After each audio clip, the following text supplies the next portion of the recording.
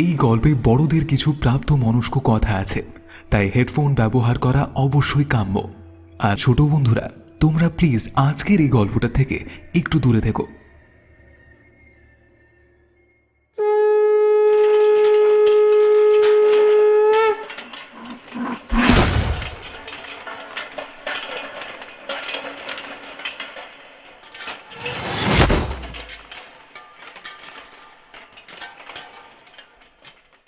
সরাসরি গল্প শুনতে হলে গল্পের 1 মিনিট 50 সেকেন্ডে চলে যান।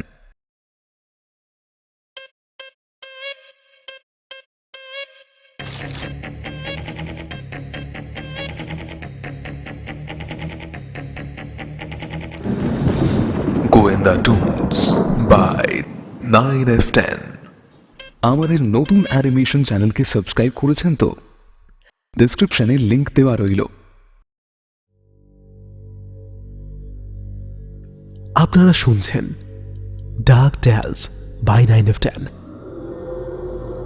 আজকের গল্প লেখক শাশ্বত চ্যাটার্জির লেখা লোহিত তৃষ্ণ অবলম্বনে নৈশ দেবীর ভোগ। ভালো লেগেছে, খারাপ লেগেছে, দারুণ লেগেছে, আপনার মনে যাই প্রতিক্রিয়া হোক না কেন অবশ্যই একটি কমেন্ট করে জানান। আপনার কমেন্টের জন্য আমরা অপেক্ষায় রইলাম। নমস্কার।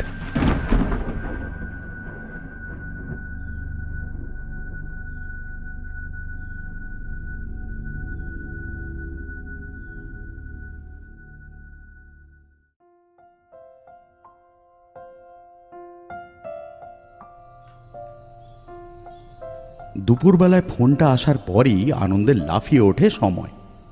কপালে চাকরিটা লেগে গেল শেষমেশ। আর এমনি ছোটোখাটো চাকরি নয়, মস্ত বড় চাকরি। চাকরিটা হলো পার্সোনাল অ্যাসিস্ট্যান্ট অর্থাৎ পিএর চাকরি। বর্তমান যুগের নামকরা লেখক শ্রী সৌভাগ্য ভট্টাচার্যের পার্সোনাল অ্যাসিস্ট্যান্ট সে এখন। বাংলায় মাস্টার্স করে শুধুমাত্র টিউশনি করে বেড়াচ্ছিল সময়। 18 বছর বয়সে বাবা ক্যান্সারে মারা যাওয়ার পর পুরো সংসারের দায়িত্ব এসে তার কাঁধে পড়ে। সময়ের বাবা ছিলেন একজন কাস্টম অফিসার। অর্থ যেমন উপার্জন করেছিলেন, তেমনি সেই অর্থ সমস্ত জলের মতো চলেও গিয়েছিল তার চিকিৎসার পিছনে। তবে বলতে গেলে তার বাবা একেবারে তাদেরকে সর্বশান্ত করে দিয়ে যাননি। তবে এরকম আর বেশি দিন চললে সময়দের হয়তো ঘটিবাটি বেচে দিতে হতো তার বাবার চিকিৎসার জন্য, আর হয়তো বন্ধক রাখতে হতো বাবার তৈরি করা সাধের একতলা বাড়িটা। একতলা বাড়িটা বড় কাছের সময়। চাকরি পাওয়ার পর এখন সময়ের দায়িত্ব স্ত্রী সুতন্দ্রা ও মায়ের ভালো করে খেয়াল রাখা এবং এই বাড়িটা মেরামত করে তার রক্ষণাবেক্ষণ করা।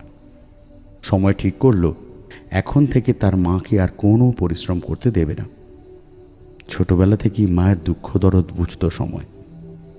মায়ের উপর সংসারের সমস্ত দায়িত্ব থাকবে, তবে মায়েরও একজন সঙ্গীও দরকার। তাই মাত্র 21 বছর বয়সেই বিয়ে করে ফেলেছে সময়। মা আর বউ নিয়ে সংসারের দিনগুলো বেশ সুখে শান্তিতে কাটছিল। এমন সময় ঈশ্বরের আশীর্বাদে সময়ের কপালে জুটল এই চাকরিটা।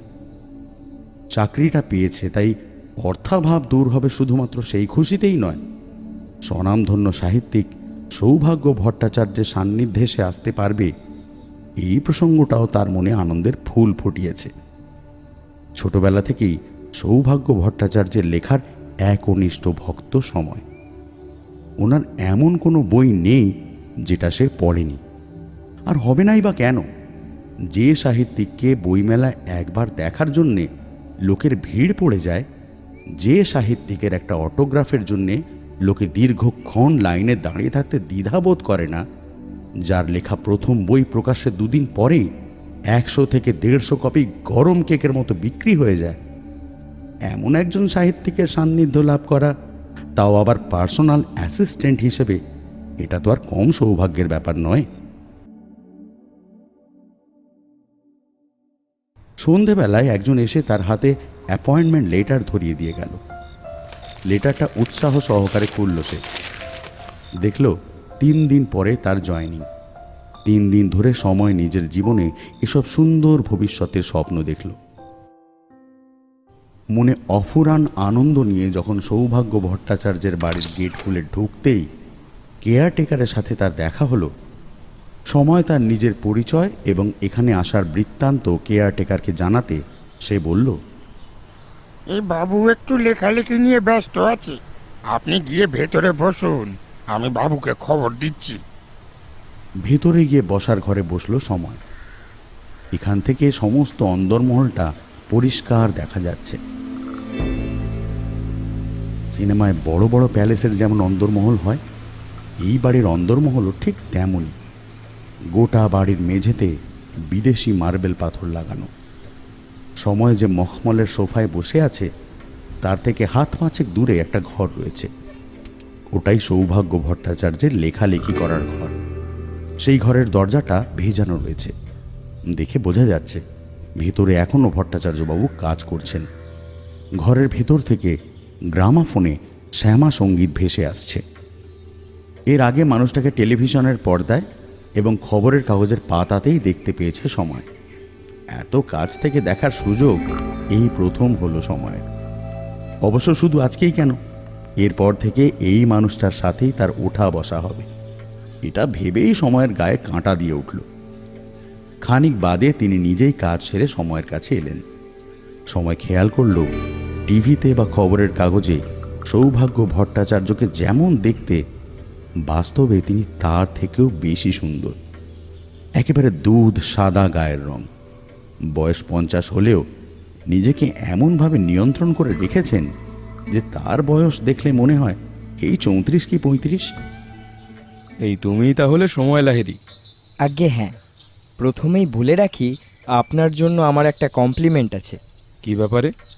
আপনার বাড়ির অন্দরমহল, পোশাক আশাক এবং গ্রামাফোনের গানটা শুনে আপনার রুচিবোধের পরিচয় পাওয়া যায়। অভূতপূর্ব আপনার রুচি। বাবরে, ধন্যবাদ। আচ্ছা, এরপর থেকে আপনি আমার বাড়িতেই কাজ করবেন যখন, আমার বাড়িটা তাহলে ভালো করে দেখিয়ে রাখি। এসো আমার সঙ্গে। সৌভাগ্য ভট্টাচার্য সময়কে সমস্ত বাড়িটা ঘুরে দেখালো। একতলায় 5টা ঘর মাত্র, এর মধ্যে একটি ঘরই হলো সৌভাগ্য ভট্টাচার্যের শোবার ঘর। অন্য ঘরগুলো খালি পড়ে আছে। তিনি সময়ের মনের ভাব বুঝতে পেরে বললেন, তুমি হয়তো ভাবছো যে আমি একা থাকি, বিয়ে থা করিনি, তাহলে এতগুলো ঘর কেন, তাই তো? তুমি আশা করি এতদিনে বুঝে গেছো অনেকেই আমার লেখার ভক্ত। মাঝে মধ্যেই তারা আমার সঙ্গে দেখা করতে আসে। অনেক সময় অনেক দূর থেকে যখন আমার সঙ্গে কেউ দেখা করতে আসে, তারা তৎক্ষণাৎ বাড়ি ফিরে যেতে পারে না। তখন আমার এই ঘরগুলোতেই তাদের থাকার ব্যবস্থা করি। সময় সৌভাগ্য ভট্টাচার্যের সাথে ঘুরতে ঘুরতে সব কটা ঘর দেখতে থাকে। প্রতিটা ঘরেই দেওয়ালে টাঙানো রয়েছে সাহিত্যিকের ছবি। সত্যজিৎ রায়, শরদিন্দু বন্দ্যোপাধ্যায়, বিভূতিভূষণ বন্দ্যোপাধ্যায়, হরিনারায়ণ চট্টোপাধ্যায়, কে নেই সেখানে। একতলাটা দেখার পর তিনি সময়কে দোতলায় নিয়ে গেলেন। মোট 2টো ঘর। সেই 2টো ঘরের চারিদিকে থরে থরে সাজানো রয়েছে নানান বই। লাইব্রেরি বলাই ভালো। সময় কৌতূহলী হয়ে জিজ্ঞাসা করল, এ তো অনেক বই। আসলে পড়াশোনা ভালো করে না করলে লেখালেখি করা যায় না। প্রকৃত জ্ঞান না থাকলে সাহিত্য চর্চা একেবারে প্রাণশূন্য ধরের মতো। পড়াশোনার জন্য এই সমস্ত বইগুলো সংগ্রহ করেছি আমি। এখানে দেশ বিদেশের নানান বই রয়েছে। এবার চলো চলো আমরা নিচের ঘরে যাই। আচ্ছা, 2 তলাতেও তো দেখছি সিঁড়ি রয়েছে, তার মানে ঘর 3 তলাতেও আছে। 3 তলাটা দেখালেন না তো? 3 তলায় একটা ঘর আছে, সেই ঘরটা তালা বন্ধই পড়ে থাকে। 3 তলায় আমিও যাই না। আমার বাড়িতে যারা এসেছে তাদেরও সেখানে যাওয়া বারণ। আশা করি তুমিও আমার কথা শুনবে। এসো এসো আমার সাথে আমার লেখার ঘরে। আজ থেকে তুমি আমার পার্সোনাল অ্যাসিস্ট্যান্ট। তোমার দায়িত্বে এমন অনেক কাজকর্ম থাকবে যেগুলো খুবই গোপনীয়। প্রথমে তুমি আমার সম্বন্ধে একটু জেনে নাও। আমি বিয়ে করিনি। সংসার সামলাতে গেলে লেখালেখি ভালো করে করতে পারবো না, তাই এই গোটা বাড়িতে আমি একাই থাকি। তুমি অ্যাসিস্ট্যান্ট হয়ে আসার আগে প্রান্তর বলে একজন ছেলে আমার পার্সোনাল অ্যাসিস্ট্যান্ট ছিল। আমার খুব কাছের মানুষ ছিল। মাস 2 আগের খবরটা তুমি তো জানোই। সময় ওপর নিচ মাথা নাড়ল। হ্যাঁ জানি, খুবই প্যাথেটিক ঘটনা। আপনি আর আপনার ওই সেক্রেটারি বোধহয় দিল্লিতে গিয়েছিলেন। সেখানে একটা গাড়ি দুর্ঘটনা ঘটে।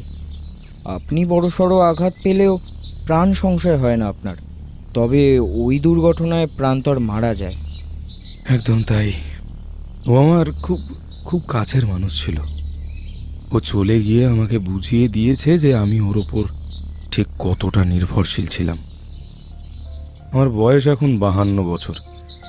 আমি সাধারণত বাঙালি খাবারই পছন্দ করি, বুঝলে। আমার অনুমতিতে তোমাকে সমস্ত জায়গায় সমস্ত প্রকাশনীতে লেখা দিয়ে আসতে হবে। প্রকাশককে আমার বইয়ের ব্যাপারে বোঝাতে হবে। তাছাড়া বর্ধমান আর পুরুলিয়ায় আমার দুটো নিজস্ব প্রকাশনী আছে। মাঝে মাঝে তোমাকে সেখানে গিয়ে সেই সব প্রকাশনীর দায়িত্ব সামলাতে হবে। প্রকাশকের ছাপার ক্ষেত্রে কোনো ভুল হলে এটাকে এমনভাবে বোঝাতে হবে যেন তারা আবার সেই লেখাটাকে ঠিক করে মুদ্রণ করে। সারাটা দিন আমার সাথে চলাফেরা করতে হবে তোমায় আজ থেকে। তাছাড়া প্রকাশক বই ছাপাতে দেরি করলে তাগাদা দেওয়া এবং আমার অন্যান্য যাবতীয় কাজকর্ম সব করে দিতে হবে। তোমার ডিউটি আওয়ার প্রতিদিন সকাল 6টা থেকে রাত্রি 10টা অবধি। রাত 10টার পর তুমি তোমার বাড়ি চলে যেতে পারবে। অবশ্য তোমার তার আগেও কাজ শেষ হয়ে যেতে পারে। আর আমার সাথে তোমার যে সমস্ত আলোচনা হবে সেগুলো আমার অনুমতি ছাড়া কাউকে জানাবে না। তোমার আমার আলোচনা সম্পূর্ণ গোপন থাকবে। আশা করি তুমি কিছুদিনের মধ্যেই বিশ্বস্ত হয়ে উঠবে। সম্মতি সূচক মাথা নাড়ল সময়। আপনার কোনো অসুবিধা হবে না। আজ থেকে আপনি আমাকে আপনার বিশ্বস্ত সঙ্গী বলে মনে করতে পারেন। আপনার আর আমার মধ্যে হওয়া কথা অন্য কেউ জানতে পারবে না। বেশ, এখন তাহলে যাও। বিহঙ্গ প্রকাশনীর কাছে যাবে, গিয়ে আমার একখানা পাণ্ডুলিপি দিয়ে আসবে। বলবে এবছরের বইমেলায় যেন অবশ্যই এই বইখানা বের হয়। ড্রাইভারকে বলা আছে, সে তোমায় নিয়ে যাবে। তোমাকে আমি অ্যাড্রেসটা দিয়ে দিচ্ছি, তুমি এখন এটা জমা দিয়ে এসো। আমাকে আবার এখন একটু বেরোতে হবে একটা সাহিত্য সভার জন্য। কথা শেষ করে সৌভাগ্য ভট্টাচার্য তার লেখার টেবিলের প্রথম ড্রয়ারটা খুলে একটা মোটা পাণ্ডুলিপি বের করে সময়ের হাতে দিলেন। সময় পাণ্ডুলিপিটা হাতে নিয়ে উল্টে পাল্টে একবার দেখল। একটা উপন্যাসের পাণ্ডুলিপি। পাণ্ডুলিপিটা কম্পিউটারে টাইপ করে প্রিন্ট আউট করা নয়। দেখে বোঝা যাচ্ছে সেটা হাতে লেখা হয়েছে, লাল কালির পেন দিয়ে লেখা। একটু অবাক হয় সময়। যদি অনুমতি দেন আপনাকে একটা প্রশ্ন করতে পারি? বলো। এখনকার কম্পিউটার স্মার্টফোনের যুগে যেখানে টাইপ করে লেখা হয়, সেখানে আপনার পাণ্ডুলিপিটা হাতে লেখা কেন? খানিকক্ষণ নিরুত্তর থাকার পর মুখে একটা হাসির রেখা ফুটে উঠল সৌভাগ্য ভট্টাচার্যের। আসলে কি জানো তো, আমার আগেকার দিনের মতো পেন দিয়ে লিখতেই ভালো লাগে। পুরনো দিনের মতো পেন দিয়ে লেখার মধ্যে একটা মজা আছে। তাছাড়া সাহিত্যিকদের বলে কলমজীবী। কলম দিয়েই যদি না লিখলাম তাহলে আর কিসের সাহিত্যিক। নিজেকে নতুনদের মতো এত আধুনিক করে তুলতে আমি পারিনি, বলতে গেলে চাইও না। আরও কিছুক্ষণ কথা বলে সৌভাগ্য ভট্টাচার্যের বাড়ি থেকে বেরিয়ে সোজা তার গাড়িতে উঠে বসল সময়। বিহঙ্গ প্রকাশনী। বিহঙ্গ প্রকাশনী সৌভাগ্য ভট্টাচার্যের বাড়ি থেকে প্রায় 1 ঘন্টা। সারা রাস্তাটা যেতে যেতে সময় তার হাতে লেখা গল্পের কথাটাই ভাবছিল। আজকালকার কোনো প্রকাশনী হাতে লেখা গল্প নিতে চায় না, সবাই টাইপ করা গল্পই নেয়। তাহলে সৌভাগ্যবাবুর ক্ষেত্রে কি করে তার হাতে লেখা গল্পটা নিচ্ছে? কম্পিউটারের যুগে যেখানে হ্যান্ড টাইপিং বা গুগল ভয়েস টাইপিংয়ের সুবিধা রয়েছে, সেখানে হাতে লেখা পাণ্ডুলিপি। ব্যাপারটা যেন বেশ আশ্চর্যের। পাণ্ডুলিপিটা থেকে কেমন যেন একটা গন্ধ বের হচ্ছে। গন্ধটা চেনা চেনা ঠেকছে ঠিকই, কিন্তু কিসের গন্ধ এই মুহূর্তে যেন মনে করতে পারছে না সময়। সারা রাস্তাটা এই সমস্ত ভাবনায় আর স্মৃতির দেয়ালে ঘুষি মেরে কাটিয়ে দিল। সময়ের খেয়ালই থাকে না কখন সে এসে পড়ে প্রকাশনীর গেটের সামনে। ড্রাইভারের ডাকে তার সম্বিত ফেরে। স্যার, আমরা এসে গেছি। সময় ভেতরে ঢুকে দেখে বিহঙ্গ প্রকাশনীর ম্যানেজার বসে আছে। নিজের পরিচয় দিয়ে ম্যানেজারের হাতে পাণ্ডুলিপিখানি ধরিয়ে দেয় সে। ম্যানেজার সময়কে একটা জায়গা দেখিয়ে সেখানে বসতে বলে। আপনি একটু বসুন, আমি এটা রেখে আসছি। সময় বসে বসে প্রকাশনীর ঘরের চারপাশটা দেখতে থাকে। হঠাৎই তার চোখে পড়ে যে সে যে চেয়ারটায় বসে আছে তার থেকে কিছুটা দূরে একটা টেবিলের ওপরে বসে রয়েছে বেশ কিছু ছোট্ট মশার মতো দেখতে কালো পোকা, কিন্তু বড় অদ্ভুত দেখতে সেই পোকাগুলো। কৌতূহলী হয়ে সময় গিয়ে কয়েকটা পোকা হাতে করে তুলে নেয় এবং উল্টে পাল্টে দেখতে থাকে। বড় খটকা লাগে তার। অত্যন্ত হতবাক হয়ে সে আবার সেগুলোকে যথাস্থানে রেখে দিয়ে নিজের চেয়ারে বসে পড়ে। কিছুক্ষণ পরেই ম্যানেজার সম্পাদককে নিয়ে আসেন। সম্পাদক এসে জানায়, আমরা পাণ্ডুলিপিটা পড়েছি। নির্বাচনের বিষয়ে একেবারে নিশ্চিন্ত থাকতে পারেন, ওনার লেখা সবসময় এমনিতেই নির্বাচিত হয়ে যায়। আমরা বরং ছাপিয়ে একেবারে প্রকাশের দিন আপনার স্যারকে ডেকে নেব। সম্পাদকের সাথে বাকি কথা সেরে আবার সৌভাগ্য ভট্টাচার্যের বাড়িতে ফিরে আসে সময়। এইভাবে কেটে গেল 1 সপ্তাহ। রোজই সৌভাগ্য ভট্টাচার্যের দেওয়া নানা কাজে এদিক ওদিক যায় সে। কখনো কখনো সেই সৌভাগ্য ভট্টাচার্যের সঙ্গে তার সম্বর্ধনাতেও যায়।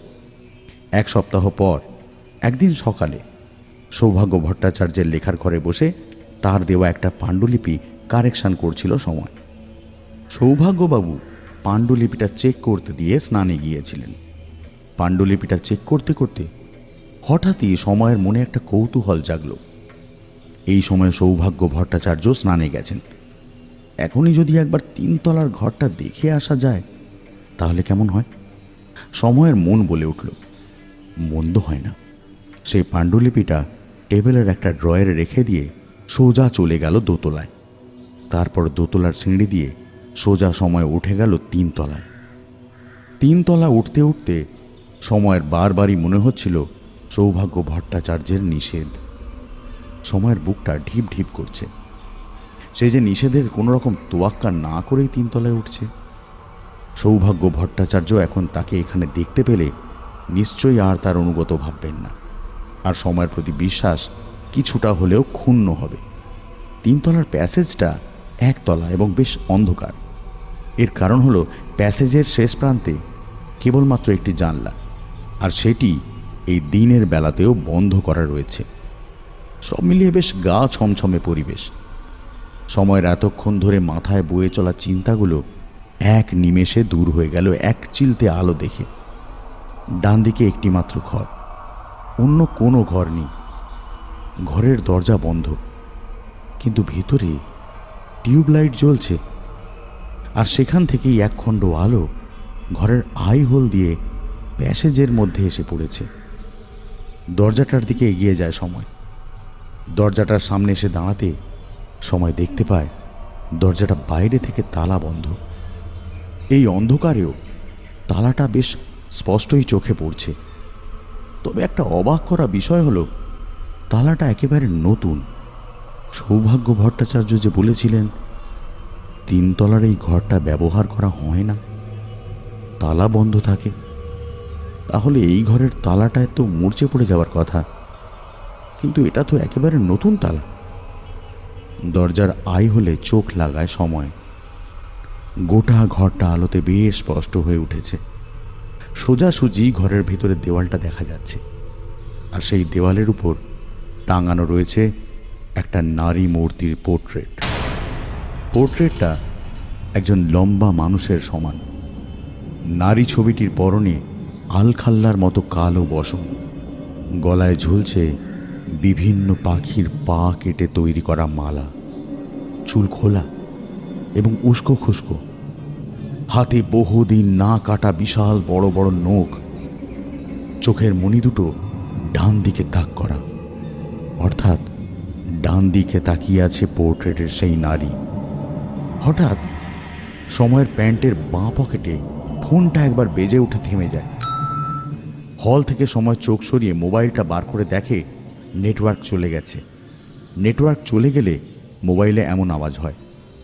মোবাইলটা পকেটে পুরে আই হলে আবার চোখ লাগাতেই বুকটা ধড়াস করে ওঠে সময়ে।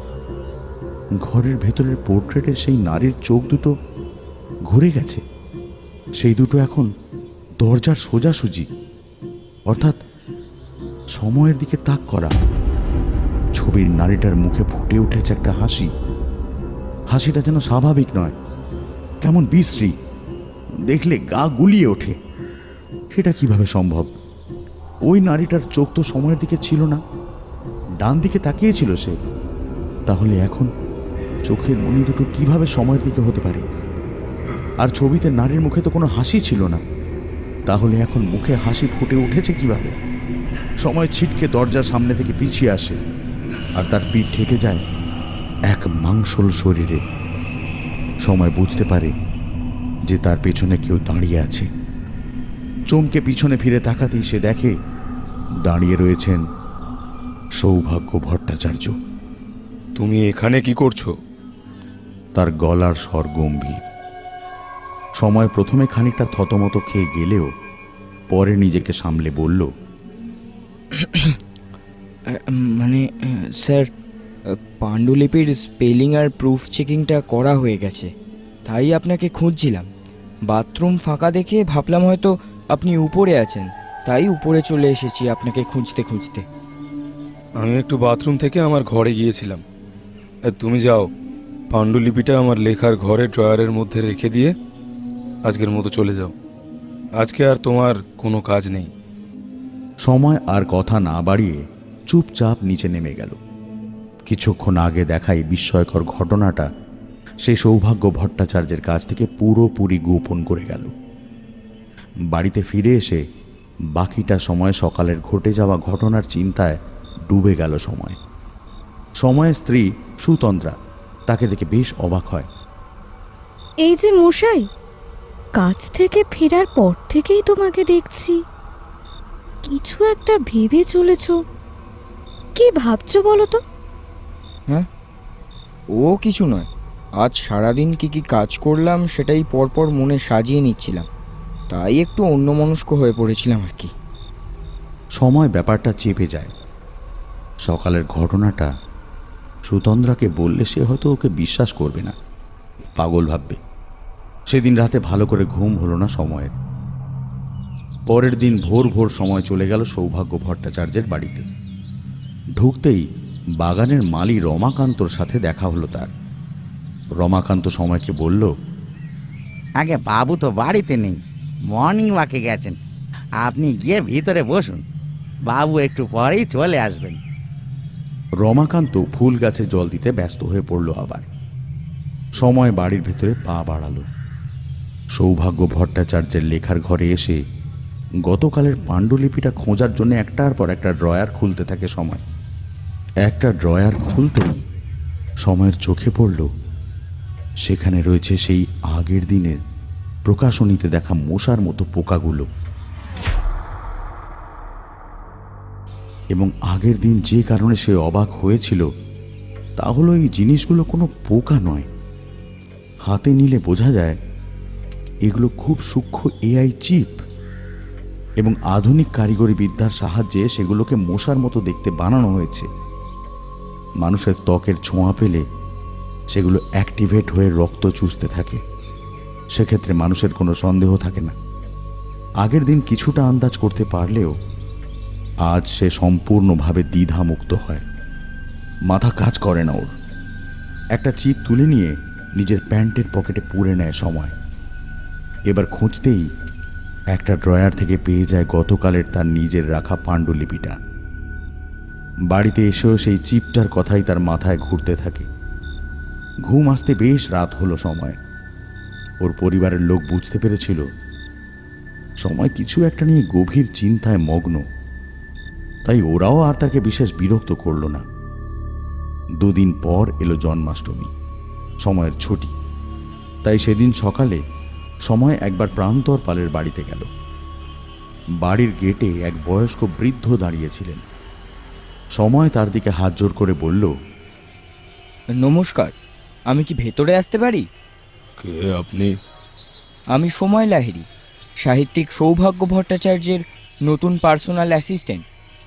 আমি ওনার মুখে প্রান্তরের কথা অনেক শুনেছি, তাই ভাবলাম যে মানুষটার কথা এত শুনেছি তার বাড়িটা একবার দেখে আসি। আচ্ছা, আপনিই তো প্রান্তরের বাবা। হ্যাঁ। আসলে আমি জানি যে আপনাদের ছেলে চিরকালের মতন চলে যাওয়ার পর আপনাদের মনের অবস্থা ভালো নেই। এই সময় আপনাদের বাড়িতে আসা মানে আপনাদের ছেলের সাথে হওয়া দুঃখজনক ঘটনার কথা আপনাদের মনে করিয়ে দেওয়া। তবু আমি একটা খুব দরকারে আসতে বাধ্য হয়েছি, আমায় ক্ষমা করবেন। না না না, আমি কিছু মনে করিনি। আপনি ভেতরে আসুন। বৃদ্ধ সময়কে বাড়ির ভেতরে নিয়ে গেল। আসলে প্রান্তরের কথা মনে পড়লেই আমাদের বুকটা হু হু করে ওঠে। আমার আর আমার বৌমার দুজনেরই। বৌমা তো প্রান্তর চলে যাওয়ার পর একেবারে উন্মাদের মতো হয়ে গিয়েছিল। অনেক কষ্টে সামলে তুলেছি ওকে। প্রান্তরের মা অনেক ছোটবেলায় মারা যায় জানো।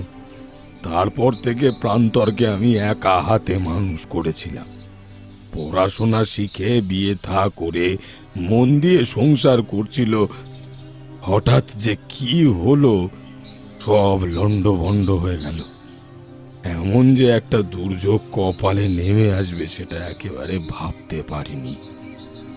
ঘরে এক যুবতী বিধবা মহিলার দিকে তাকিয়ে প্রান্তরের বাবা বলল, বৌমা, বৌমা উনি সময় লাহেরি, সৌভাগ্য ভট্টাচার্যের বর্তমান পার্সোনাল অ্যাসিস্ট্যান্ট। উনি আমাদের বাড়িতে এসেছেন প্রান্তরের খবর পেয়ে। নমস্কার, আমি স্বীকৃতি। সময়ও প্রতি নমস্কার জানালো। বৌমা, ওনাকে চা জল দাও। হ্যাঁ বাবা।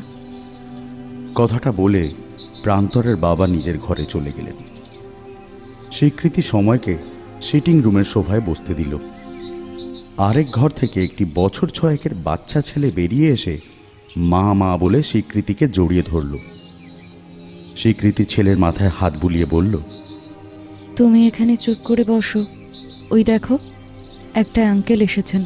দুষ্টুমি করলে আঙ্কেল কিন্তু ব্যাড বয় বলবেন। ছেলেটিকে সময় নিজের কাছে ডাকল।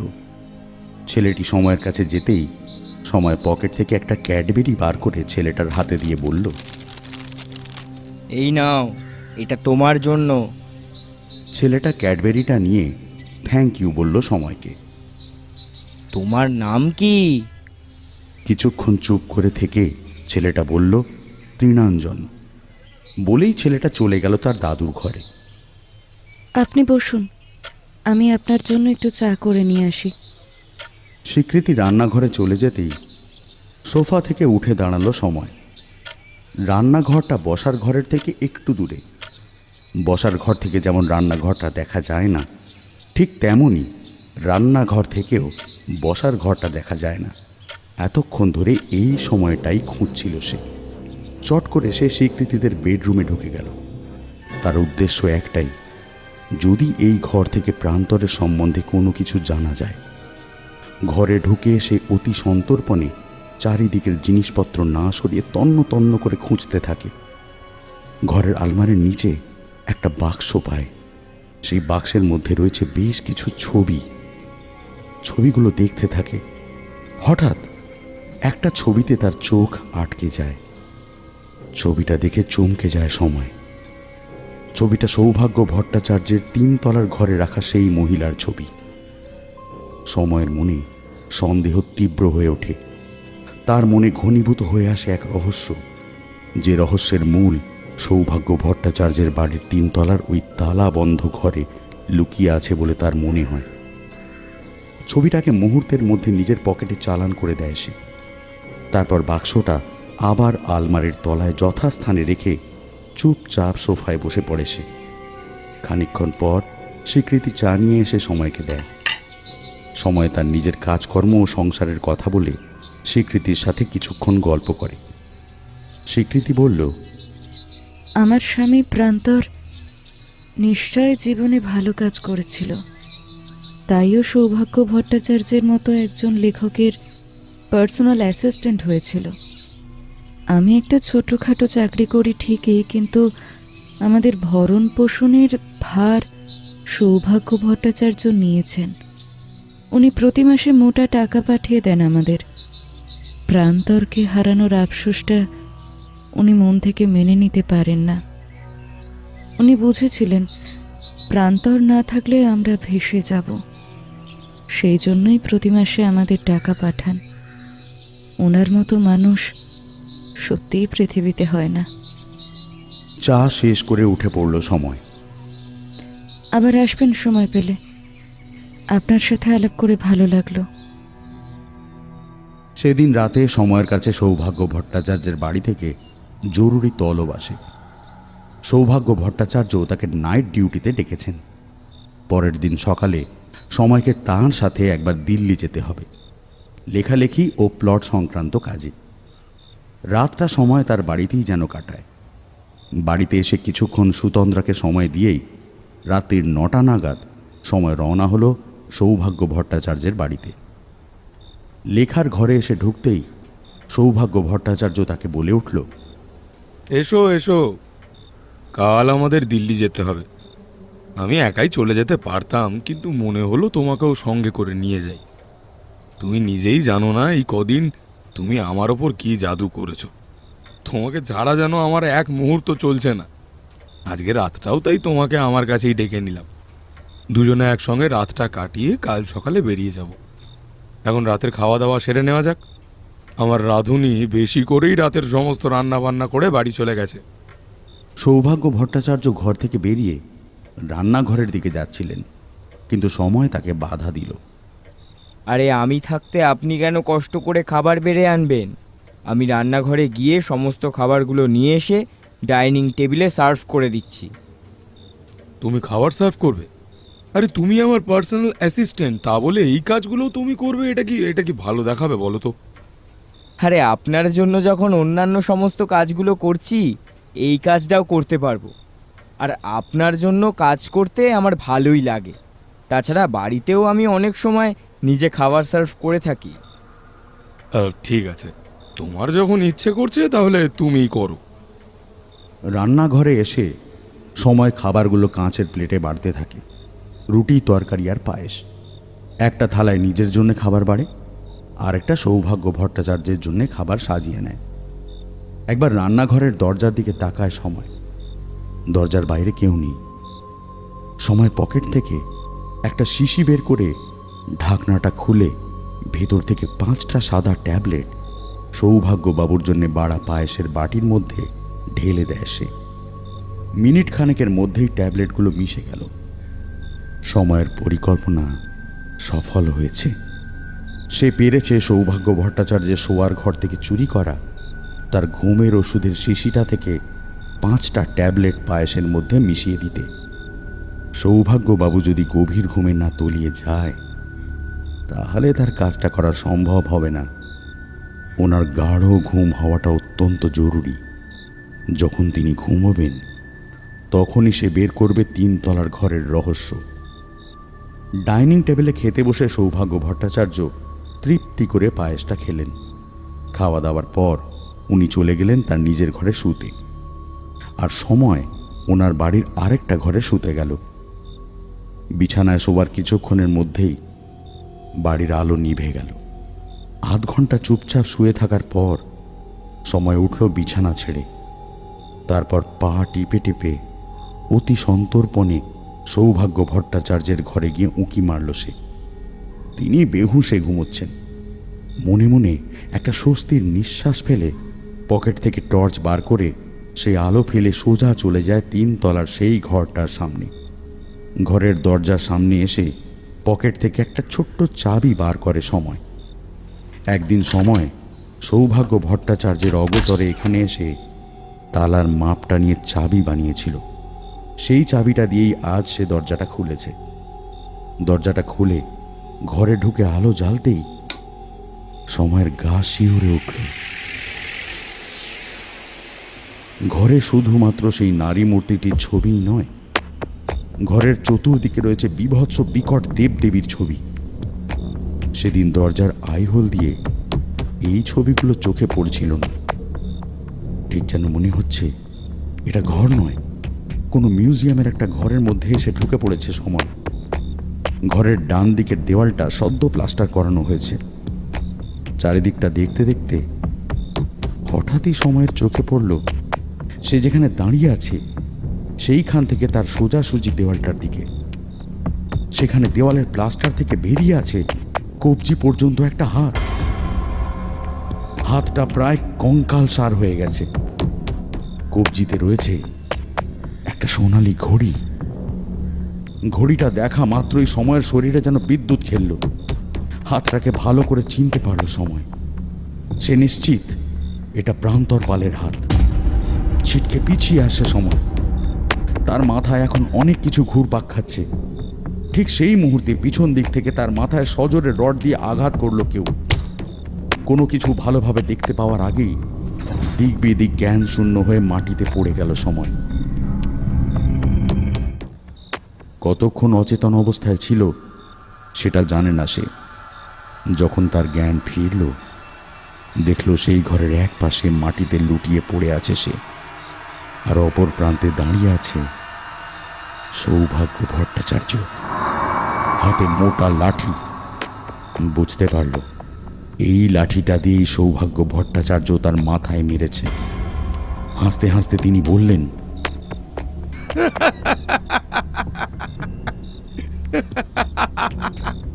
তুমি কি ভেবেছিলে? কি ভেবেছিলে যে ঘুমের ওষুধ খাইয়ে আমাকে ঘুম পাড়িয়ে দেবে, তাই তো? এই কদিন আমার সান্নিধ্যে থাকতে থাকতে তুমি জেনে গেছো যে ঘুমের ওষুধ খেলেই আমি গভীরভাবে ঘুমাই। কিন্তু তুমি চলো ডালে ডালে, আর আমি চলি পাতায় পাতায়। নিজেকে খুব চালাক মনে করো না তুমি? কিন্তু আমি তোমার থেকে এক কাঠি উপরে। তোমার বারবার এই ঘরে আসার আগ্রহ দেখে আমি বুঝে গিয়েছিলাম যে আজকে তুমি এই ঘরে আসার সুযোগটা কোনোভাবেই ছাড়বে না। তোমার কাছে রাস্তা একটাই, আমি যাতে তোমার কাজে বাধা দিতে না পারি, তাই তুমি আমাকে ঘুমের ওষুধ খাইয়ে ঘুম পাড়িয়ে দেওয়ার চেষ্টা করলে। আমি ব্যাপারটা আগে থেকেই আন্দাজ করতে পেরে ঘুমের ওষুধের শিশি থেকে সমস্ত ঘুমের ওষুধ বার করে কয়েকটা ক্যালসিয়ামের ট্যাবলেট ঢেলে দিই। তুমি বুদ্ধিমান ঠিকই, কিন্তু অতটাও বুদ্ধিমান নও। তাহলে ওষুধগুলো একবার দেখেই চিনে যেতে যে সেগুলো স্লিপিং পিলস নয়। সময় মেঝে থেকে উঠে দাঁড়াবার চেষ্টা করতে গিয়েই আবার ধপাস করে পড়ে গেল। সৌভাগ্য ভট্টাচার্যের মুখে তীব্র বাঁকা হাসি। হাজার চেষ্টা করলেও তুমি এখন উঠে দাঁড়াতে পারবে না, কারণ লোহার রডের বাড়িটা আমি বেশ বেশ জড়িয়েই তোমার মাথায় মেরেছি। আঘাতটা আর একটু জোরে হলেই তোমার একেবারে ববলীলা সাঙ্গ হয়ে যেত। এবার এবার আমি তোমার শরীর থেকে রক্ত নিয়ে দেবীকে উৎসর্গ করব। দেবী আমায় শক্তি দেবে লেখার, আমি আরো বিখ্যাত লেখক হয়ে উঠব। উন্মত্ত পাগলের মতো হেসে ওঠে সৌভাগ্য ভট্টাচার্য। ঘরের কোণের দেরাজ থেকে একটা ইঞ্জেকশনের সিরিঞ্জ বের করে এগিয়ে এলেন সময়ের সামনে। এখন আমার আর চিপের প্রয়োজন নেই। এই সিরিঞ্জ দিয়েই আমি তোমার শরীর থেকে রক্ত টেনে নেব। যন্ত্রণায় কাতরাতে কাতরাতে সময়ের মুখ থেকে কথা বেরোলো, আপনি আপনি মানুষের শরীর থেকে রক্ত টেনে নেওয়ার জন্যই মশার মতো দেখতে ব্লাড সাকিং মসকিউটো চিপগুলো বানিয়েছিলেন না? হ্যাঁ হ্যাঁ, চিপগুলো বানিয়েছে অন্য একজন, কিন্তু প্ল্যানটা আমার ছিল। আমার প্ল্যানটা খাসা ছিল বলে। হ্যাঁ, কেমন দুর্ধর্ষ হয়েছে চিপগুলো।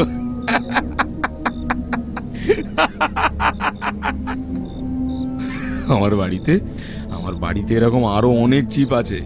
সব কটা চিপই রক্ত শোষক। এই চিপগুলো বানাতে লক্ষ লক্ষ টাকা খরচা করেছি আমি। আমার এক পরিচিত সায়েন্টিস্টকে দিয়ে চিপগুলো বানিয়েছি। ও প্রথমে রাজি হচ্ছিল না, কিন্তু পরে ওকে টাকার লোভ দেখিয়ে রাজি করাই। টাকা কিন্তু কথা বলে, জানো তো। তার মানে প্রান্তরের দিল্লিতে দুর্ঘটনা ঘটেনি, ওকে আপনি মেরেছেন, তাই তো? ওকে মেরে আপনার এই ঘরের ওই দেওয়ালে গেঁথে দিয়েছেন। আপনি মানুষ না পশু? আমি মানুষ না পশু? জীবনে না সিঁড়ি দিয়ে উপরে উঠতে গেলে কিভাবে উঠছি সেটা দেখতে নেই। আমিও দেখি না। আমার কাছে সিঁড়ি দিয়ে উপরে ওঠাটাই লক্ষ্য। কিভাবে উঠলাম সেটা আমার কাছে বড় না। তাছাড়া বড় বড় স্বার্থ সিদ্ধির জন্য এরকম ছোট ছোট কুরবানি দিতে হয়। তুমি বলতে পারো আমার ভালোর জন্য না হয় ওই ছেলেটা নিজেকে কুরবানি দিল। প্রান্তরকে আমি মেরে ওর শরীর থেকে সমস্ত রক্ত নিয়ে দেবীকে উৎসর্গ করে দিই, আর তারপর ওই দেয়ালে গেঁথে দিই। আমি চলে যাই দিল্লিতে, আর লোকে ভাবে প্রান্তরও আমার সাথে দিল্লি গেছে। দিল্লিতে একটা বেওয়ারিশ লাশের মুখটা থেতলে দিয়ে আমি নিজের মাথায় পট্টি বেঁধে ওই লাশটাকে এখানে নিয়ে আসি, আর লোককে জানাই যে আমি আর প্রান্তর একসাথে দিল্লিতে যাওয়ার সময় দুর্ঘটনা ঘটেছে। আমি প্রাণে বেঁচে গেছি, কিন্তু প্রান্তর মরে গেছে। এটাই হলো প্রান্তরের দেহ। তবে শুধু ওই নয়, আরো অনেকেই কোরবানি দিয়েছে। যারাই আমার ব্যাপারে অতি কৌতূহল প্রকাশ করেছে তারাই এখন মৃত অবস্থায় রয়েছে এই ঘরের ওই দেয়ালের ওপারে, বুঝলে? তুমি চিন্তা করো না, একটু পরে তোমার অবস্থা ওদের মতোই হবে। আমাকে যে মারবেন লোকজন তো জেনেই যাবে। আমাকে মেরে অন্যদের মতো আপনি ওই দেওয়ালে প্লাস্টার করে দেবেন, সেটা আমি জানি। কিন্তু আমি যদি নিখোঁজ হয়ে যাই তাহলে তো কাল থেকেই জানাজানি হয়ে যাবে। আমার বাড়ির লোক আর অন্যান্য পাড়ার লোককে কি জবাব দেবেন আপনি? সৌভাগ্য ভট্টাচার্য তো কাঁচা খেলোয়াড় নয়।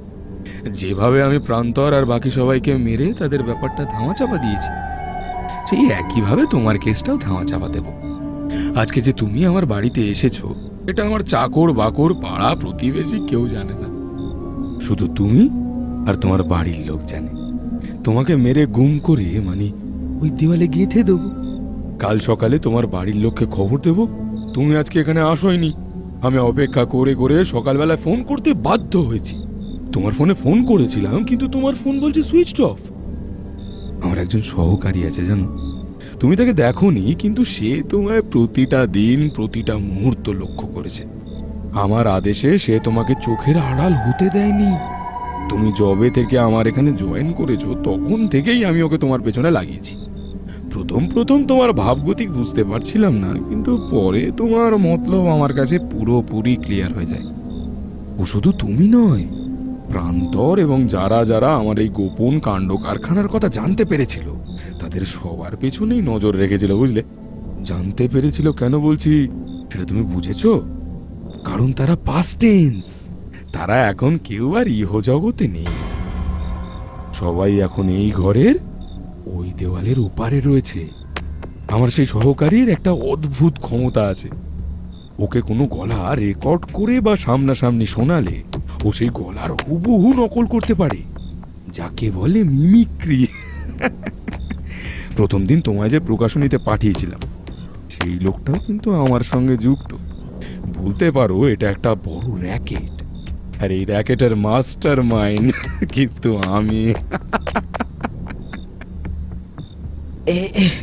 এই রক্ত দিয়েই আপনার সমস্ত লেখা লেখেন, তাই না? রক্তকে পেনের কালি হিসাবে ব্যবহার করেন আপনি। যে সমস্ত গল্প, নাটক, উপন্যাস, প্রবন্ধ লিখেছেন সমস্তই নিরীহ ও নিষ্পাপ মানুষের শরীর থেকে শুষে নেওয়া রক্ত দিয়ে, তাই না? ঠিকই ধরেছ। এই রক্ত দিয়েই আমি আমার সমস্ত লেখা লিখি। দেবীকে উৎসর্গ করা রক্ত তো দেবীর প্রসাদ। সেই রক্ত দিয়ে লিখলে তবেই তো আমি বিখ্যাত হব। একই পদ্ধতিতে আগেও বিখ্যাত হয়েছি। এই যে ইদানিং রক্তাল্পতায় লোক মারা যাচ্ছে, সেগুলো সবই আমার চিপের জন্য। কথা মতো আমার লোকেরা এই চিপগুলো বিভিন্ন লোকের সংস্পর্শে রেখে আসছে, আর এই চিপগুলো মশা কামড়ানোর মতো কামড়ে তাদের শরীর থেকে রক্ত নিয়ে নিচ্ছে দিনের পর দিন। বলতে পারো আজকের এই সাফল্য বহু মানুষের রক্তে স্নান করে আমি পেয়েছি। সৌভাগ্য ভট্টাচার্য সময়ের শরীর থেকে রক্ত টেনে নিয়ে সেই রক্তটা সিরিঞ্জ থেকে একটা ভাইলের মধ্যে ঢেলে নিলেন। বুঝেছ, আজ সকাল থেকেই দেবী তৃষ্ণার্ত হয়ে আছে। এখন তার রক্ত পান করার সময় হয়েছে। তোমার রক্ত পান করেই আজ মিটবে রক্ত তৃষ্ণা। সৌভাগ্য ভট্টাচার্য ভাইলটা হাতে নিয়ে দেবীর পোর্ট্রেটের সামনে এসে দাঁড়ালেন। তারপর কিছুক্ষণ বিড়বিড় করে পড়ে গেলেন মন্ত্র পড়া শেষে তিনি বললেন, হে নৈশ দেবী, এখন তোমার সময় হয়েছে রক্ত পিপাসা নিবারণ করার। এই রক্ত দিয়েই আজ হবে তোমার পৈশাচিক খুন নিবৃত্তি। আমি তোমার আহ্বান জানাই, তুমি এসো, এসো রক্ত গ্রহণ করো। সময় এতক্ষণ ধরে সমস্ত ব্যাপারটাই লক্ষ্য করছিল। এবার অবাক হয়ে গেল, কারণ সে দেখল সৌভাগ্য ভট্টাচার্যের আহ্বানের পর সেই পোর্ট্রেট থেকে তৈরি হয়েছে একটা মস্ত বড় গহ্বর। একটা পাতলা ফ্রেম করা ছবির মধ্যে কখনোই এত গভীর গহ্বর সৃষ্টি হতে পারে না। ইহ জগতে তো এটা সম্ভবই নয়। সৌভাগ্য ভট্টাচার্য তার হাতের রক্তের ভাইলটা খুলে সমস্ত রক্তটা ঢেলে দিল ওই গহ্বরের মধ্যে। দেবীর রক্তপান সম্পন্ন হয়েছে। কিছুক্ষণ পরেই দেবীর আজকের মতো রক্ত পিপাসা মিটবে। এই গহ্বর আরেকটু বড় হয়ে যাবে। গহ্বরটা একেবারে একদম ছোট ছিল জানো সময়। তারপর দেখলাম যে এক একদিন রক্ত পান করার পর থেকেই গহ্বর একটু একটু করে বড় হয়ে উঠছে। বুঝতাম যে দেবী রক্ত পান করেছে এবং তার তার রক্ত তৃষ্ণা নিবারিত হয়েছে। তাই গহ্বরটা আগের তুলনায় একটু বেড়ে গেছে। আজও এর অন্যতা হবে না। তারপর তোমাকে আর বাঁচিয়ে রাখার কোনো মানে হয় না। তোমাকে আমি আস্তে আস্তে এই পৃথিবী থেকে বিদায় দেব। নিজের জীবন দশায় নিজের রক্তে দেবীর রক্ত তৃষ্ণা মিটলো, এটা সচক্ষে প্রত্যক্ষ করতে পারলে এর থেকে বড় তৃপ্তির আর কি হতে পারে? হ্যাঁ, তোমার জীবন তো সার্থক।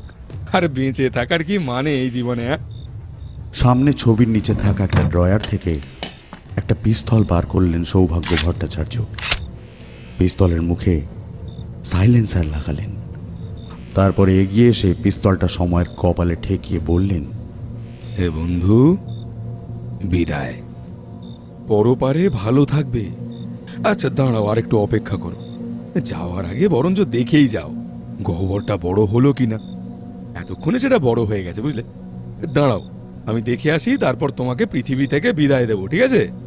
আর একটু কষ্ট করে নিজের পুরনো স্মৃতিগুলোকে মনে করো। সৌভাগ্যবাবু পোর্ট্রেটের কাছে এগিয়ে গেলেন, আর পোর্ট্রেটের দিকে চোখ পড়া মাত্রই তার মুখ বিকৃত হয়ে গেল। এ কি, গহ্বরটা হঠাৎ এরকম ছোট হয়ে গেল কেন? এই গহ্বরটা তো আরো বড় হয়ে যাবার কথা। এরকম তো আগে কোনোদিনও হয়নি। হঠাৎ এমন কেন হলো? আমার যতটুকু আন্দাজ সেই অনুযায়ী আমি বুঝতে পারছি এর মানে এটাই যে দেবী রক্ত গ্রহণ করে খুশি হয়নি।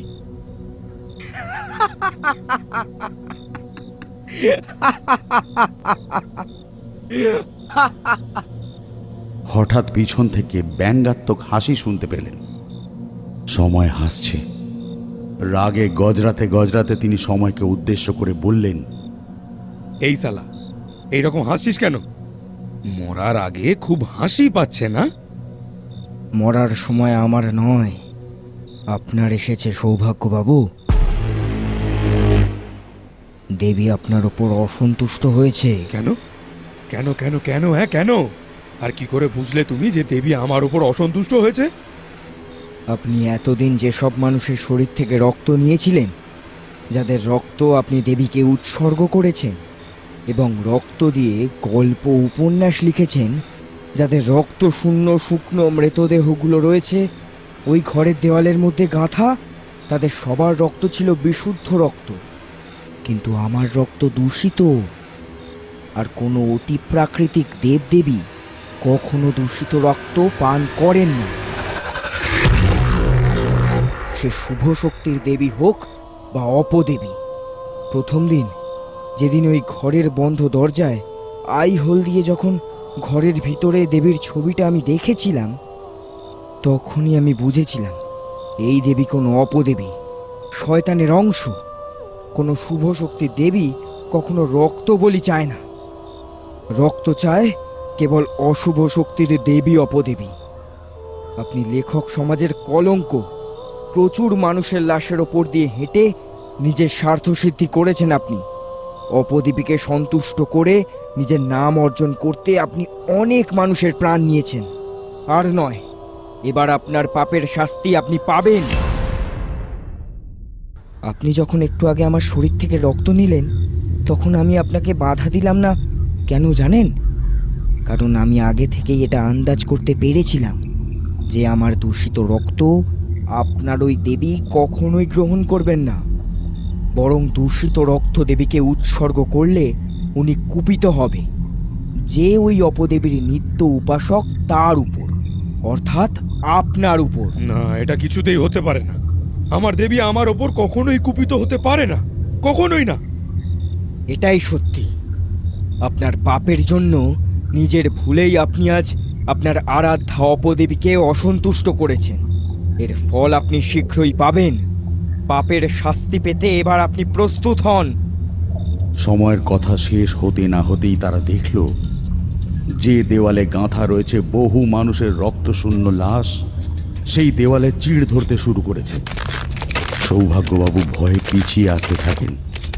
মুহূর্তের মধ্যে দেওয়াল ভেঙে ভিতর থেকে বেরিয়ে এলো অনেক নরকঙ্কাল। বহু দিন ধরে রক্তশূন্য অবস্থায় দেওয়ালের ভিতর লোকগুলো গাঁথা ছিল। তাদের মাংস গলে গিয়ে কঙ্কাল বেরিয়ে এসেছে। কোনো অলৌকিক শক্তি যেন সেই কঙ্কালগুলোর মধ্যে প্রাণ প্রতিষ্ঠা করেছে। কঙ্কালগুলোর হাড়ের ঠোকাঠুকিতে শব্দ হতে লাগলো। সেই শব্দের তীব্রতায় যেন কানের পর্দা ফেটে যাওয়ার উপক্রম। সময় দু হাতে নিজের দুটো কান চেপে ধরল। কঙ্কালগুলোর বিভৎসতা চোখে দেখা যায় না। কোনোটার এ হাত নেই, আবার কোনোটার মুন্ডু নেই, আবার কোনো কঙ্কাল নিজেই নিজের মাথা হাতে নিয়ে বেরোচ্ছে। কঙ্কালগুলো এক এক করে সৌভাগ্য ভট্টাচার্যের চারপাশে ঘিরে দাঁড়ালো এবং তার দিকে এগিয়ে আসতে লাগলো। দেবী, দেবী, আমার ভুল হয়ে গেছে, আমাকে ক্ষমা করে দাও। এই এই তোরা আমার দিকে এগিয়ে আসবি না, এগিয়ে আসবি না আমার দিকে। এই কেউ এগোবি না আমার কাছে। আমাকে ছেড়ে দে, আমাকে ছেড়ে দে, ছেড়ে দে, আমাকে ছেড়ে দে, আমাকে ছেড়ে দে। কঙ্কালগুলো এবার সবাই একসঙ্গে ঝাঁপিয়ে পড়ল সৌভাগ্য ভট্টাচার্যের উপর। তারা তাকে এমনভাবে ধরল যে তিনি আর্তনাদ করতে গিয়েও পারলেন না। সময়ের চোখের সামনে কঙ্কালগুলো সৌভাগ্য ভট্টাচার্যের দেহ থেকে মাংস ছিঁড়ে খেতে লাগলো। ভয়াল সেই দৃশ্য দেখে সময় আতঙ্কে চোখ বুজে ফেলল।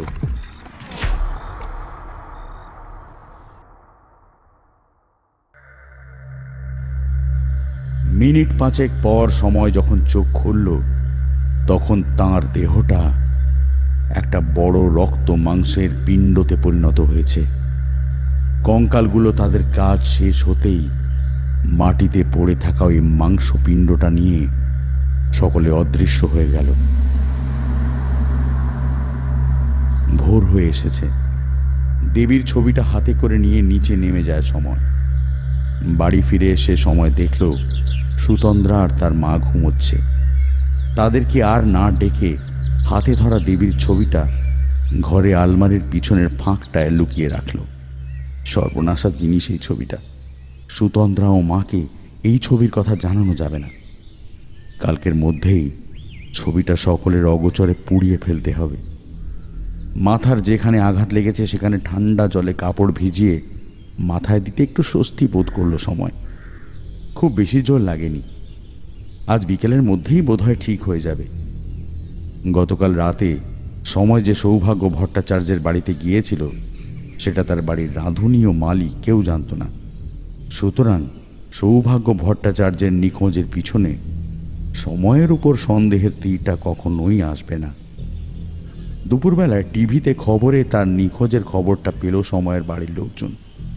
সময় এমন ভান করল যেন সে এই ব্যাপারে কিছুই জানে না। সে বাড়ি ফিরে আসার পর আজ সকাল থেকে সৌভাগ্য ভট্টাচার্য নিখোঁজ। পুলিশ তার বাড়ির 3 তলার ঘরটায় একটা দেওয়াল ভাঙা অবস্থায় পেয়েছে। সময় তার স্ত্রীকে সেদিন জানালো, শোনো, আমি যে গত রাতে সৌভাগ্য ভট্টাচার্যের বাড়িতে রাত কাটিয়েছি সেটা তুমি কাউকে বলো না।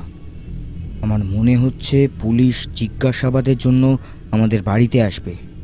যেহেতু আমি ওনার বর্তমান পার্সোনাল অ্যাসিস্ট্যান্ট ছিলাম, আমি তো জানি না উনি কিভাবে নিখোঁজ হলেন। সম্পূর্ণ ব্যাপারটাই তো হয়েছে আমি সকালবেলা বাড়ি ফিরে আসার পর। যদি আমাকে শুধু শুধু সন্দেহ করে তাহলে আমরা কিন্তু এই কেসে ফেঁসে যাব। মাকে কিছু বলার দরকার নেই। মা তো আর জানে না আমি গত রাতে কার বাড়িতে গেছিলাম। যথারীতি সেদিন সন্ধেবেলায় সময়ের বাড়িতে পুলিশ এলো জিজ্ঞাসাবাদের জন্য। আপনি তাহলে সময় লাহেরি? আগে হ্যাঁ। নমস্কার, আমি এখানকার থানার ওসি ইন্দ্রজিৎ লাহা। নমস্কার। আপনি সম্প্রতি পার্সোনাল অ্যাসিস্ট্যান্ট হিসেবে যুক্ত হয়েছিলেন সৌভাগ্য ভট্টাচার্যের, তাই তো? হ্যাঁ। ওনার সাথে এই কদিন যে কাজ করেছেন, কোনো অদ্ভুত জিনিস কি লক্ষ্য করেছেন ওনার মধ্যে? না, কোনো অদ্ভুত জিনিস লক্ষ্য করিনি, তবে উনি খুব মনোযোগী মানুষ। উনি যে কাজে মন দিতেন সেই কাজটা মন দিয়ে করতেন, বাইরে বেশি বেরোতেন না। বাইরের সমস্ত কাজকর্ম আমি করতাম, যেমন বইয়ের তাগাদা দেওয়া, প্রকাশনীকে পাণ্ডুলিপি পাঠানো, প্রকাশককে তাগাদা দেওয়া, ইত্যাদি ইত্যাদি। আচ্ছা, গতকাল আপনি কোথায় ছিলেন? গতকাল সকালবেলা আমি সৌভাগ্য ভট্টাচার্যের বাড়িতে কাজ করছিলাম। আচ্ছা, বিকেল 5টা সাড়ে 5টা নাগাদ আমি বাড়ি থেকে চলে আসি। ব্যাস, তারপর থেকে ওনার সঙ্গে আর আমার কোনো যোগাযোগ ছিল না। সকালবেলা ফোন করেছিলাম, ফোনটা রিং হয়ে যাচ্ছিল, কেউ ধরছিল না। আসল কথাটা চেপে যায় সময়। সৌভাগ্য ভট্টাচার্যের বসার ঘর থেকে ওনার মোবাইলটা আমরা পেয়েছি। ওনার 3 তলার ঘর সম্বন্ধে কিছু জানেন? না, 3 তলার ঘরে উনি কোনোদিনও আমাকে নিয়ে যাননি। ওই ঘর সবসময় তালাবন্ধ থাকতো। আমি একদিন সিগারেট খেতে খেতে 3 তলায় উঠেছিলাম। আসলে ওনাকে খুব সম্মান করতাম তো, তাই ওনার সামনে সিগারেট খেতাম না। সেই সময় 3 তলায় আমি ওই ঘরটা তালাবন্ধ অবস্থায় দেখতে পাই। পরে ওনাকে জিজ্ঞেস করি ওই তালাবন্ধ ঘরের কথা, কিন্তু উনি কথাটা এড়িয়ে যান। এরপর আমিও আর কিছু জিজ্ঞাসা করিনি। ওই 3 তলার ঘরের একটা দেওয়াল ভাঙা অবস্থায় পাওয়া গেছে, এই কথা আপনি জানেন? হ্যাঁ, খবরে দেখলাম আজ। তা আজকে আপনি কাজে যাননি কেন? আজকে আমি কাজে যাইনি কারণ উনি বলেছিলেন যে আজকে আমার ছুটি। উনি বিশেষ কারণে ঘরে ব্যস্ত থাকবেন, আমি যেন ওনার বাড়িতে আজকে না যাই। আবার আসল কথাটা লুকিয়ে যায় সে।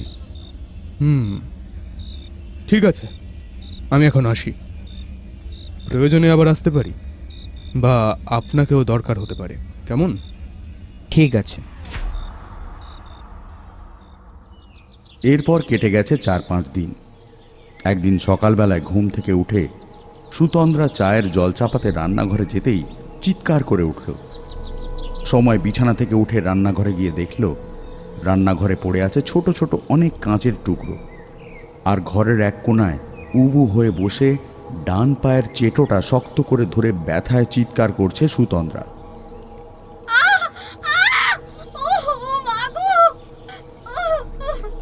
কি হলো সুতন্দ্রা? রান্নাঘরে এত কাঁচ কেন? তোমার পায়ে ফুটলো নাকি?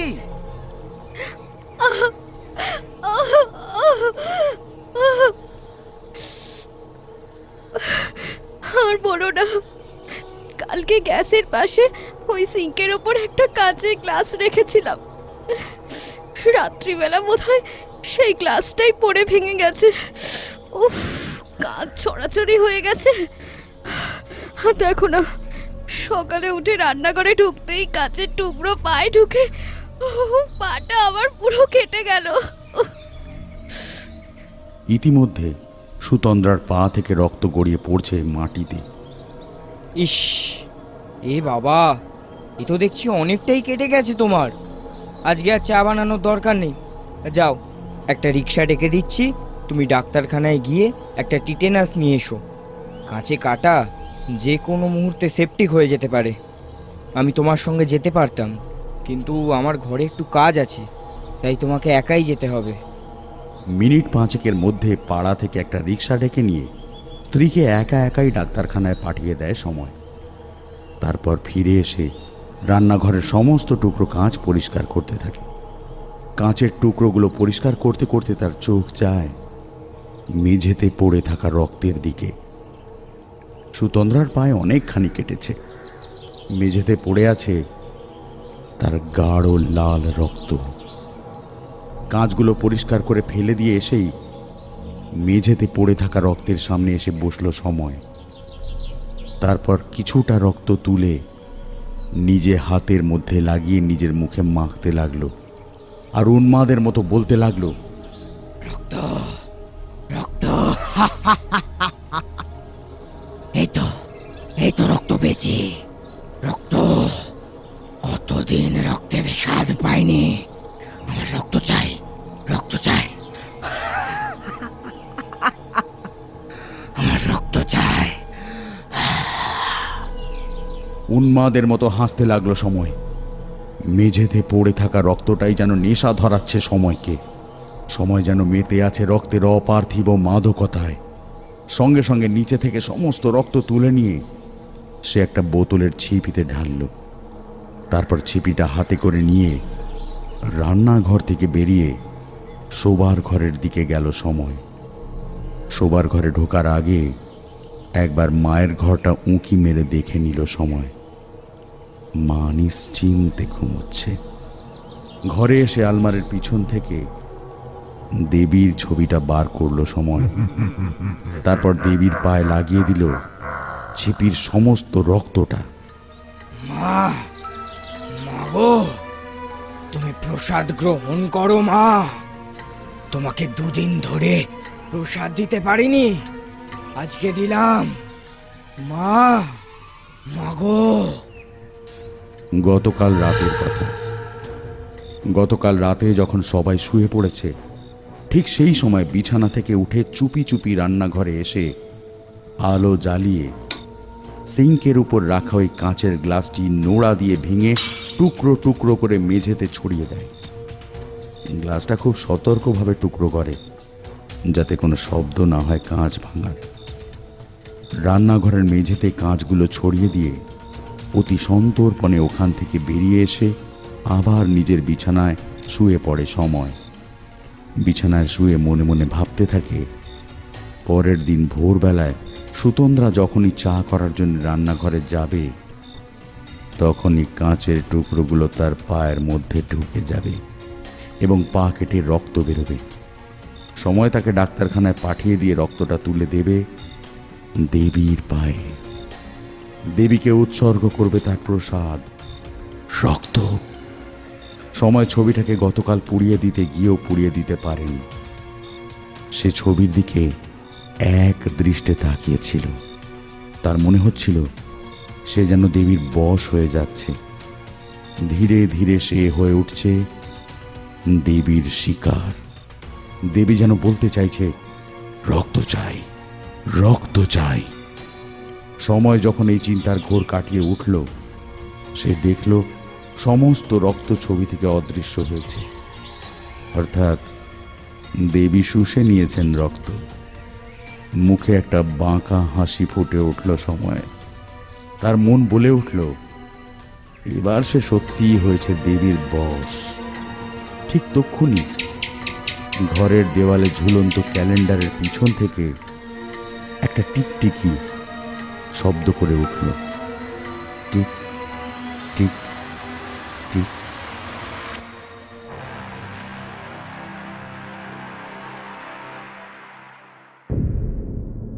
আপনারা শুনছিলেন ডার্ক টেলস বাই 9 of 10।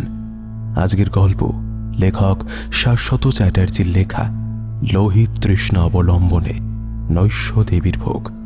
কথক ও বাগানের মালি অমিত, সময় সৌমিক, সৌভাগ্য ভট্টাচার্য ম্যানেজার বৃদ্ধ লোক ও ড্রাইভার সৌভিক, দারোয়ান সম্পাদক সৌমিক, পুলিশ সঞ্জয়, প্রবালের স্ত্রী সঞ্জয়িতা, সময়ের স্ত্রী অয়ন্তিকা, শব্দ সংযোজন চন্দন, আবহ সঙ্গীত Mirajul, poster 24/7 publishing.com, calligraphy animation ও ভিএফএক্সে মিরাজুল, প্রকাশক Arik Boiwala, produced by 24/7 publishing.com।